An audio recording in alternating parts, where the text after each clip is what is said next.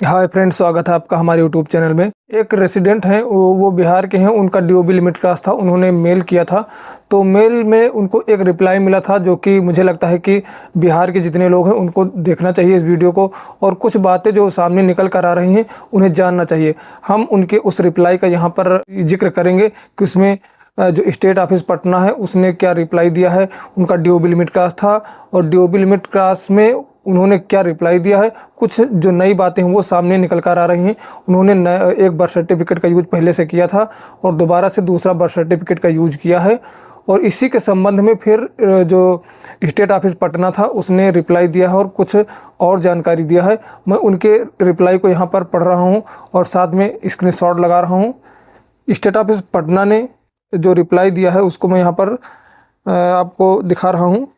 प्रिय निवासी, आपने पहले अपने आधार में जन्मतिथि 20/10/2006 से 16/9/2000 तक जन्म प्रमाण पत्र के साथ अपडेट की थी, और अब आप पुनः 16/9/2009 से 16/9/2008 तक जन्मतिथि अपडेट करना चाहते हैं। दोनों जन्म प्रमाण पत्रों में अलग अलग BRN है। BRN का मतलब बर्थ रजिस्ट्रेशन नंबर। सब में जो बर्थ रजिस्ट्रेशन नंबर होता है, दोनों जन्म प्रमाण पत्र इन्होंने जो यूज किया है उसमें अलग अलग है, यानी कि अलग अलग बर्थ सर्टिफिकेट है। इसलिए इस कार्यालय द्वारा जन्मतिथि अपडेट के लिए आवेदन अस्वीकार कर दिया गया है। इसके अतिरिक्त आपसे अनुरोध है कि आप कृपया नीचे दिए गए दस्तावेजों के साथ पुनः अपडेट अनुरोध प्रस्तुत करें, ताकि इस कार्यालय में जन्मतिथि अपडेट के लिए असाधारण प्रबंधन के तहत इसे संसाधित किया जा सके, और सभी दस्तावेज डाक या व्यक्तिगत रूप से जमा करें। अब इन्होंने डाक और व्यक्तिगत रूप का जिक्र किया है कि या तो डाक के द्वारा भेजिए या फिर व्यक्तिगत आप खुद आकर यहाँ इस कार्यालय में जमा कीजिए। अब इन्होंने डॉक्यूमेंट क्या क्या मांगा हुआ है।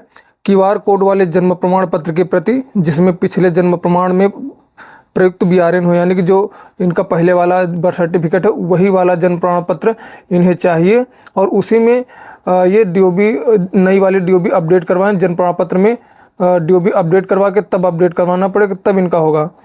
और स्व घोषणा पत्र यानी कि सेल्फ डिक्लेरेशन फॉर्म यहाँ पर देना है। आधार नामांकन पर्ची यानी कि जो रिसिप्ट मिलती है उसको साथ में लगाना है। सभी दस्तावेजों के उचित सत्यापन के बाद आपके मामले पर कार्रवाई की जाएगी। कार्यालय का पता चतुर्थ तल, Lalit Bhavan, Bailey road, Patna, Bihar, pin code 800001। Note में एक और चीज़ दिया गया है जो कि थोड़ा ध्यान देने वाली चीज़ है। UIDAI ने, यानी कि जो सबसे पहले अभी जो कुछ दिनों में टेक्निकल रीजन से रिजेक्ट हो रहे थे आधार, उनके बारे में भी यहाँ पर दिया हुआ है। जैसे मैंने एक वीडियो में और बताया था कि रीजनल ऑफिस ने अपने रिप्लाई में बोला था कि जो टेक्निकल इशू है वो ख़त्म हो गया है। अब यहाँ पर इन्होंने भी बताया है, स्टेट ऑफिस पटना ने भी बताया है।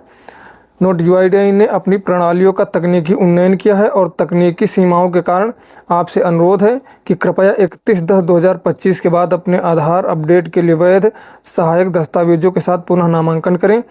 हुई असुविधा के लिए हमें गहरा खेद है। नामांकन यूनिवर्सल क्लाइंट किट पर किया जाना चाहिए। अधिक जानकारी के लिए आप इस कार्यालय से, इसमें नंबर दिया गया है, संपर्क कर सकते हो, और आप हमें stateoffice.patna@uida.net.in पर ईमेल भी कर सकते हैं। स्टेट ऑफिस पटना ने इसमें 4 बातें बताई हैं। एक, जो रेसिडेंट का जो बर्थ सर्टिफिकेट पहले से लगा हुआ था उसके बारे में इन्होंने बताया है कि आपका जो पहले से बर्थ सर्टिफिकेट लगा हुआ उन्होंने कैंसिल करने के बारे में नहीं बोला है।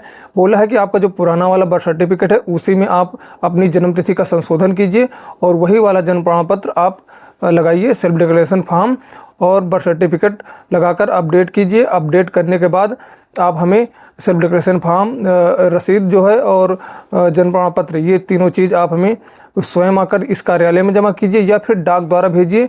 मेल का यहाँ पर इन्होंने कोई जिक्र नहीं किया है कि मेल के बारे में आप मेल से करेंगे तो कोई कार्यवाही होगी कि नहीं होगी। इन्होंने साफ साफ बोला है कि आप या तो डाक द्वारा भेजिए या स्वयं आकर यहाँ पर जमा कीजिए।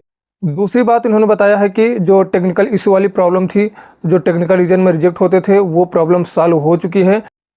तीसरी बात इन्होंने बताया कि आप ये जो अपडेशन का कार्य आप करने वाले हैं, DOB लिमिट क्रॉस की प्रक्रिया करने वाले हैं, ये 31/10/2025 के बाद ही आप कीजिए, इससे पहले ना कीजिए।